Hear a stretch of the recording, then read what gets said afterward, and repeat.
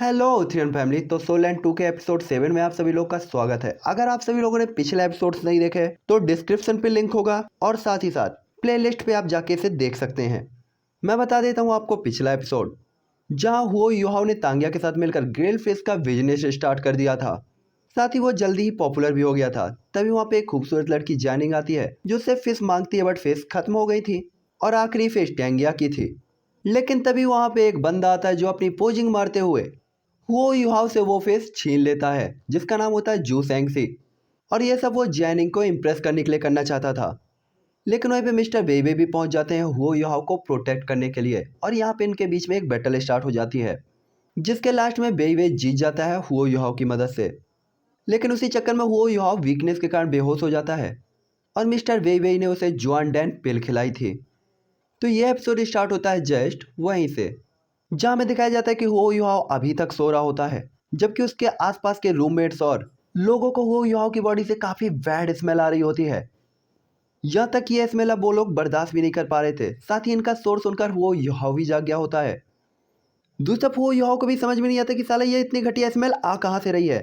लेकिन जब वो अपनी बॉडी पे काले मार्क्स को देखता है तो तुरंत ही नहाने के लिए निकल पड़ता है, जहाँ पे कुछ देर नहाने के बाद और अच्छी तरीके से अपनी बॉडी को साफ करने के बाद वो स्मेल चली जाती है, जिससे वो युवा रिलैक्स फील करता है कि चलो इस स्मेल से छुटकारा तो मिला।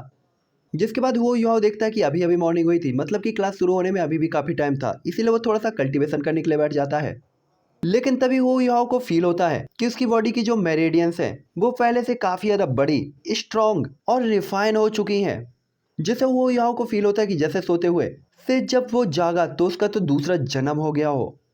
साथ ही उसने देखा था कि उसकी जो डेमन पर्पल आई थी उसके कारण वो काफी ज्यादा छोटी छोटी मूवमेंट्स को भी अब काफी अच्छे से कैप्चर कर पा रहा था। हालांकि वो या ये सोच ही रहा होता है कि तभी वहां पे वांडोंग आ जाता है, जिससे अब वो बेड स्मेल नहीं आ रही होती, इसीलिए वो अपने बेड के पास आकर बैठ जाता है।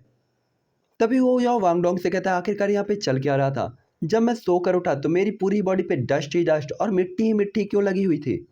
साथ ही मेरा कल्टीवेशन भी पहले से ज्यादा इंक्रीज लग रहा है, जिस पे वांडोंग उसे एक्सप्लेन करते हुए कहता है कि यह मिस्टर वेइवेई की उस पिल के कारण होना चाहिए, क्योंकि जब तुम बेहोश हो गए थे तब उन्होंने तुम्हें जुआन डैन पिल दी थी, जिसकी वजह से तुम्हारी सोल पावर रिकवर हो गई और साथ ही इसका कोई साइड इफेक्ट भी नहीं है। साथ ही ये पिल काफ़ी प्रीसियस होती है और तुम्हारी बॉडी को रिफाइन करके पूरी इम्प्योरिटीज को बॉडी से बाहर कर देती है, इसीलिए तुम्हारी बॉडी पे डस्ट लगी हुई थी। और यही एक रीज़न था कि तुम्हारी बॉडी से काफ़ी बैड स्मेल आ रही थी और कोई भी यहाँ पे तुम्हारे पास रह नहीं पा रहा होता। यहाँ तक कि मुझे भी अपना रूम छोड़कर जाना पड़ा था। जिसके बाद वॉन्डोंग कहता है क्योंकि मुझे तुम्हारे कारण इतनी प्रॉब्लम फेस करनी पड़ी, इसीलिए आज ब्रेकफास्ट में तुम मुझे 2 एक्स्ट्रा 4 खिलाओगे। जिसपे यो हुआओ कहता है मैं तुम्हें आज 4 खिलाऊंगा ताकि तुम बहुत जल्दी मोटे हो जाओ। जिसपे वांगडोंग हुओ याओ को थोड़ा सा डांटता है और जिसके बाद हुओ याओ वांगडोंग को लेकर जू सेंगसी वाला कॉइन लेकर ब्रेकफास्ट के लिए निकल जाता है, ब्रेकफास्ट करने के लिए। और इसके बाद ब्रेकफास्ट करने के बाद वो लोग साइकिल से घूमते हैं और एक नदी के किनारे पहुंचकर शांति से बैठ जाते हैं। जिसके बाद वो युवाओं कहता है वास्तव में हम यहाँ पे बैठकर अपने सामने श्रेक एकेडमी को देख तो सकते हैं, लेकिन हम वहाँ पे जा नहीं सकते। यहाँ तक कि मिस्टर बेबी और टेंगिया जो इतने ज्यादा पावरफुल हैं वो भी वहां तक नहीं पहुंच पाए। जिसके बाद वो युवाओं कहता है अगर वो दोनों इतने स्ट्रांग होने के बाद इनर श्रेक एकेडमी नहीं पहुंच पाए तो इनर श्रेक एकेडमी के डिसाइबल्स कितने ज्यादा स्ट्रांग होंगे। हालांकि हो युवा और वांगडोंग अभी ये बात कर ही रहे होते हैं कि तभी हो युवाओं को अचानक ही दूर से कुछ आता हुआ अपनी तरफ दिखाई देता है। जिस पर वो युवा हैरान होता है तो वांगडोंग कहता है तुम इतने हैरान क्यों हो रहे हो। तभी वो युवा अपनी पर्पल आई से देखते हुए कहता है कोई बहुत स्पीड के साथ इस लेक को पार करते हुए आ रहा है। जिस पे वांगडोंग कहता है तब तो फिर यह डिसाइबल काफी ज्यादा स्ट्रांग होगा, जो बिना अपनी मार्शल सोल को एक्टिवेट किए हुए भी पानी के ऊपर भाग सकता है। हालांकि ये ऐसी बात कर ही रहे होते हैं, दूसरी तरफ हम उस डिसाइबल को देखते हैं जिसका नाम जाओटा होता है, जो लगभग अपना आपा खो चुकी होती है और अपनी फायर फिनिक्स को समन करते हुए वो युवा और वांगडोंग की तरफ उसे चार्ज कर देती है। हालांकि बांगडोग और हुओ याओ यहाँ से बचने के लिए भागने की पूरी कोशिश करते हैं, लेकिन वास्तव में इन्हें थोड़ा सा टाइम लग गया होता है और वो अटैक इनके पास पहुंच गया होता है। हालांकि बांगडोग यहाँ पे अपने विंग्स को एक्टिवेट करते हुए हुओ युहाओ को उड़ाकर लेके जाना चाहता था, लेकिन ऐसा लग रहा था कि जो टाओ ऐसा होने नहीं देना चाहती थी, इसीलिए उसने अपने फायर फिनिक्स को समन करते हुए इन दोनों पर अटैक कर दिया होता है और उसके अटैक से टकराकर वांगडोंग बेहोश हो जाता है। दूसरी तरफ हुओ युहाओ भी बेहोश हो गया होता है। दूसरी तरफ तियानबिंग भी जागते हुए कहता है ऐसा लगता है कि अब मुझे इसकी बॉडी को संभालना होगा, वरना तो इसकी लंका लग जाएगी। और उसके इतना कहते ही हम देखते हैं कि हो युहाओ फुल एटीट्यूड के साथ अपनी जगह पर खड़ा होता है, जिसका मतलब था कि तियानबिंग ने हो युहाओ की बॉडी को कंट्रोल करना स्टार्ट कर दिया था। साथ ही हो याओ के चारों तरफ आइस पावर फैल रही होती है, जिससे जाओ टाओ को आगे बढ़ने में काफी मुश्किल हो रही होती है, जिससे वो नाराज भी होती है कि वास्तव में कोई उसे चैलेंज कर रहा है। लेकिन त्यानमिंग की पावर के सामने जाओ टाओ आखिरकार कुछ भी नहीं थी। जिसके बाद जाओ टाओ ने फायर फिनिक्स का यूज करते हुए त्यानमिंग पे अटैक करती है, लेकिन त्यानमिंग एक ही फिंगर के साथ उसके अटैक को रोक देता है, यहाँ तक कि उसका फायर फिनिक्स भी जम जाता है और जाओ टाओ भी जम जाती है और जमकर पानी में गिर जाती है। जाओ टाओ को हराने के बाद त्यानमिंग वो याओ की फिटनेस को देखते हुए कहता है इसकी फिजिकल स्ट्रेंथ तो पहले के कंपैरिजन में काफी बढ़ चुकी है। ऐसा लगता है कि यह लड़का काफी अच्छा इम्प्रूवमेंट कर रहा है। यहाँ तक कि इसकी बॉडी में मैंने जो 10 सील्स लगाई थी उनमें से एक सील तो लगभग हाफ ओपन हो चुकी है।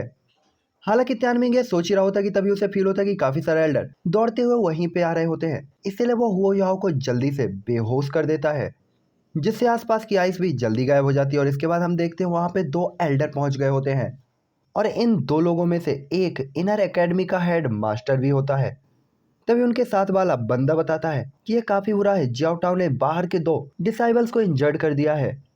तभी एल्डर को फील होता है कि ऐसा बिल्कुल भी नहीं है। हालांकि ये दोनों लोग बेहोश हैं, लेकिन इनकी बॉडी को जरा सा भी डैमेज नहीं पहुंचा है, जिससे हेडमास्टर काफी ज्यादा खुश होते हुए बाकी के लोगों को जियाओ टाओ को खोजने के लिए भेज देते हैं। और इसके बाद एक एल्डर से कहते हैं कि जितना जल्दी हो सके इन्हें हील करो, जिससे एक एल्डर अपनी पावर को एक्टिवेट करते हुए हील करना स्टार्ट कर देते हैं अपनी हीलिंग ग्रास की मदद से, ताकि ये लोग जल्द से जल्द अपने होश में आ पाएं। जिसके थोड़ी ही देर बाद हम देखते हैं कि 2 डिसाइबल्स जाओ टाओ को आखिरकार पानी से बाहर निकाल लाते, जो देखकर हेडमास्टर हैरान होते हुए कहते हैं इन 2 डिसाइबल्स ने हमारी इतनी पावरफुल डिसाइबल को कैसे हरा दिया। जिसके बाद वो कहते हैं चाहे यहाँ पे कुछ भी क्यों ना हुआ हो, इस बारे में हम बाद में डिस्कस करेंगे। और इसके बाद वो जाओ टाओ को लेकर वापस चले जाते हैं। साथ ही उन्होंने कहा था एक एल्डर से कि इन्हें हील करने के बाद आप भी वापस आ जाइएगा। दूसरा हम जो हुओ याओ के सोल सी को देखते जा तियानमिंग उसे डांटते हुए कहता है अभी मैं कुछ महीने पहले ही सोया था और तुमने वास्तव में मुझे इतनी जल्दी जगा दिया। जिस पे हुओ याओ कहता है मैं तुम्हें नहीं जगाना चाहता था। जिस पे तियानमिंग कहता है अगर मैं नहीं जागता तो तुम अब तक फ्राइड कबाब बन चुके होते। क्या तुम्हें पता भी है उस लड़की के पास एक फायर फिनिक्स की मार्शल सोल है और उसके लिए तुम्हें मारना कोई बड़ी बात नहीं थी, इसीलिए मुझे बीच में आना पड़ा था। हालांकि एक बात तो है, चाहे वो मार्शल सोल कितनी भी ज्यादा स्ट्रांग क्यों ना हो, वो मेरे जितनी स्ट्रांग नहीं थी। यहाँ तक कि मैं उसकी मार्शल सोल को एक उंगली से ही मार सकता था। जिसके बाद वो कहता है चलो मेरी तारीफ करना छोड़ते हैं, अब तुम्हारी बात करते हैं। तुम्हारी फिजिकल स्ट्रेंथ तो पहले के कंपैरिजन में काफी ज्यादा अच्छी बढ़ चुकी है। यहाँ तक कि मेरी 10 सील्स में से तुमने एक को हाफ ओपन कर दिया है और अगले 1 साल के अंदर मुझे भरोसा है कि तुम इसे कंप्लीटली ओपन कर लोगे, जिसके कारण तुम अपनी और भी ज्यादा सोल पावर को यूज कर पाओगे। जो सुनकर हुओ याओ काफी ज्यादा खुश होता है। तभी तियानमिंग कहता है अब मैं काफी ज्यादा थक चुका हूँ, इसीलिए मैं सोने जा रहा हूँ, अब मुझे दोबारा परेशान मत करना। और इसके बाद वो सोने के लिए चला जाता है। दूसरी तरफ हुओ याओ उसकी तरफ देखते हुए कहता है तियानमिंग लेकिन मुझे तुमसे अभी कुछ जरूरी बात करनी है। लेकिन तियानमिंग तो वहां से चला गया होता है।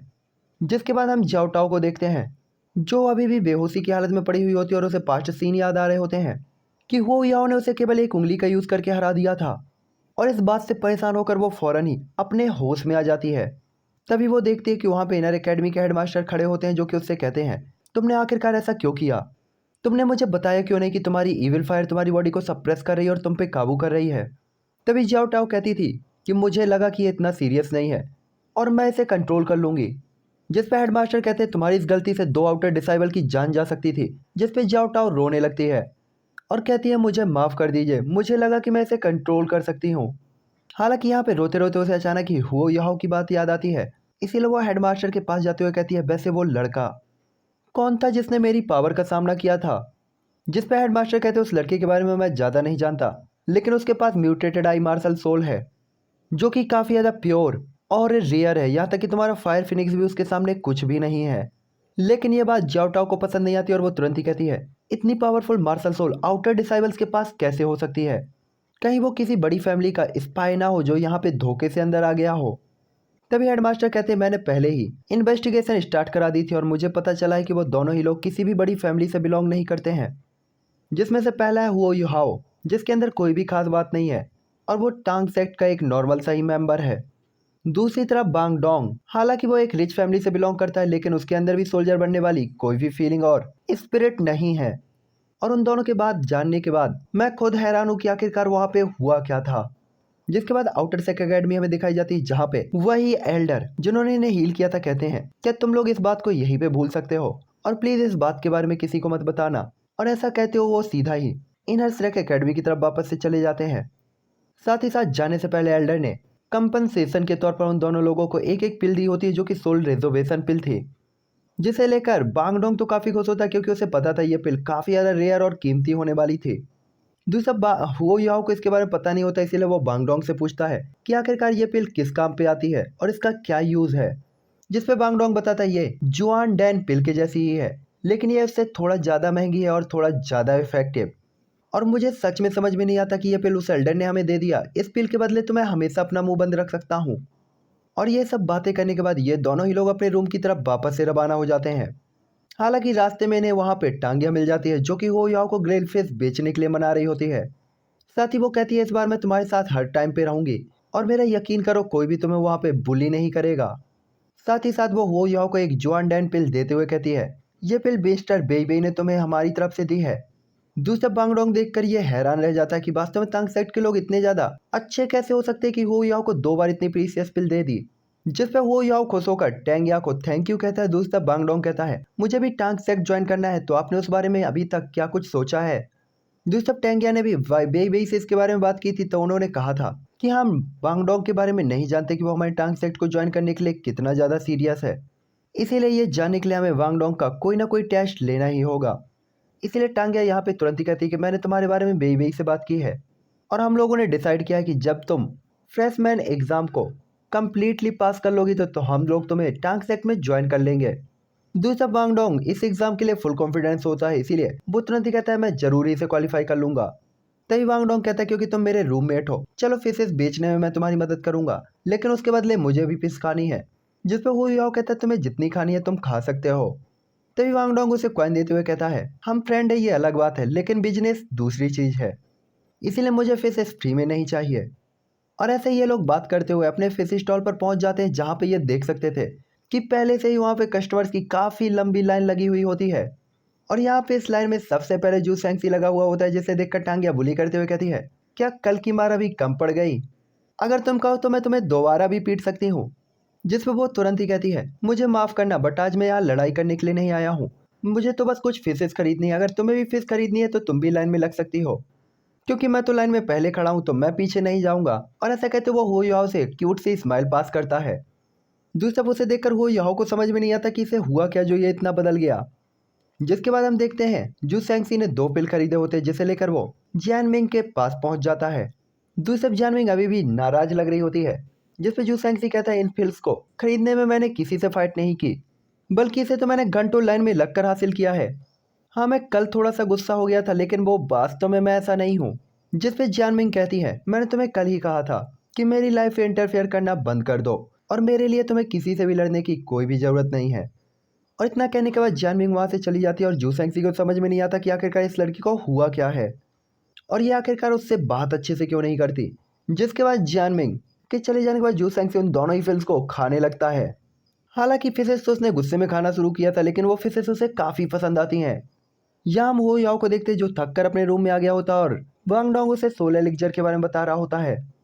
वो बताता है ये पिल किसी की भी सोल पावर को रिफाइन कर सकती है और कोई सोल मास्टर लेवल 30 पर है तो इसे खाने के बाद वो 31 पे भी जा सकता है। साथ ही इस पिल को भी डिजोल्व करना जुआन टियान पिल के जैसा ही आसान है और इफेक्ट भी उसी के जैसे हैं। जो सुनकर दोनों ही लोग अपने अपने पिल्स को खा लेते हैं और अपने बेड पर इसे रिफाइन करना स्टार्ट कर देते हैं। और इस पिल को रिफाइन करते करते पूरी रात गुजर जाती है। जिसके बाद हम देखते हैं हो याओ अपनी स्ट्रीट ट्रेनिंग स्टार्ट कर देता है और हैवी आर्मर पहनकर रात भर भागा करता था। साथ ही रात को पढ़ाई में भी दूसरों से ज़्यादा ध्यान लगाता था। यहाँ तक कि सभी मास्टर्स की नज़र भी हो याओ पर थी और ऐसे ही 3 महीने बीत गए होते हैं और आखिरकार अब वो दिन आ जाता है जिसका इन सबको इंतजार था, जहाँ इन्हें कोई ना कोई डिपार्टमेंट चूज़ करना था ताकि ये अपने कल्टीवेशन को इस डिपार्टमेंट की मदद से आगे ले जा सकें। यहाँ हो याओ का तो पहले से ही फिक्स था कि उसे सोल डिप गाइडेंस डिपार्टमेंट में जाना था। दूसरा बांगडोंग भी हुओ याओ के पेपर को देखकर सोल गाइडेंस डिपार्टमेंट को चूज कर लेता है। साथ ही जोजियो ने भी सोल गाइडेंस डिपार्टमेंट को चूज किया था। दूसरा मिस जाओ जब फॉर्म पढ़ती है तो उन्हें ये बिल्कुल भी पसंद नहीं आता कि इन तीनों ने एक ही डिपार्टमेंट को चूज किया है और उन्हें लगता है कि ये इनकी काफ़ी बड़ी मिस्टेक भी हो सकती है, इसीलिए वो गुस्से से उन्हें वहीं पे रोक देती हैं, जिससे वो तीनों लोग काफ़ी ज़्यादा घबरा जाते हैं। तभी मिस जाओ तुरंत ही कहती है मुझे लगता है कि तुम तीनों ने ये सब कुछ जानबूझकर किया है। और इसी के साथ ये एपिसोड भी यहीं पे एंड होता है। तो